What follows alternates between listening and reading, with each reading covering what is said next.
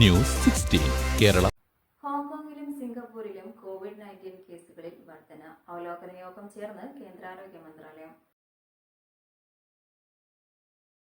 ഹോങ്കോങ്ങിലും സിംഗപ്പൂരിലും COVID-19 കേസുകൾ വർദ്ധിക്കുന്ന സാഹചര്യത്തിൽ ഇന്ത്യയിലെ പൊതുജനാരോഗ്യ സ്ഥിതി വിലയിരുത്തുന്നതിനായി അവലോകന യോഗം ചേർന്ന് കേന്ദ്ര ആരോഗ്യ മന്ത്രാലയം.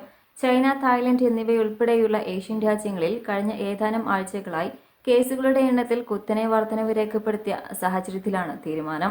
മെയ് 19 കണക്കനുസരിച്ച് ഇന്ത്യയിൽ സജീവമായ കോവിഡ് കേസുകളുടെ എണ്ണം 257 ആണെന്നും രാജ്യത്തെ വലിയ ജനസംഖ്യ കണക്കിലെടുക്കുമ്പോൾ ഇത് വളരെ കുറവാണെന്നും ഔദ്യോഗിക വൃത്തങ്ങൾ അറിയിച്ചു. ഇന്ത്യയിലെ നിലവിലെ COVID-19 സ്ഥിതി നിയന്ത്രണ വിധേയമാണെന്നും അവർ കൂട്ടിച്ചേർത്തു.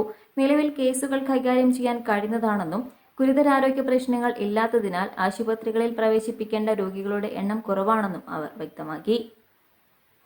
പ്രാഥമിക വിവരങ്ങൾ അനുസരിച്ച് സിംഗപ്പൂരിലും ഹോങ്കോങ്ങിലും റിപ്പോർട്ട് ചെയ്യപ്പെട്ട കേസുകൾ മിക്കവാറും നേരിയവയാണ്. അസാധാരണമായ തീവ്രതയോ മരണനിരക്കോ രേഖപ്പെടുത്തിയിട്ടില്ലെന്നും ഇന്ന് ഉദ്യോഗസ്ഥർ പറഞ്ഞു.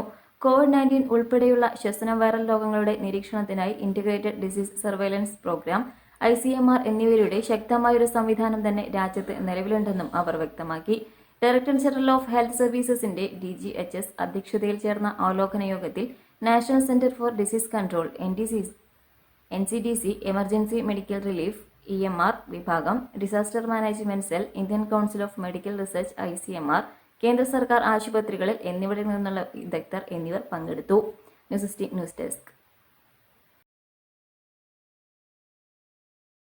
പക്ഷമില്ല, വിവേചനമില്ല. നേരിനൊപ്പം, നാടിനൊപ്പം, നാട്ടുകാർക്കൊപ്പം. News 16 Kerala channel.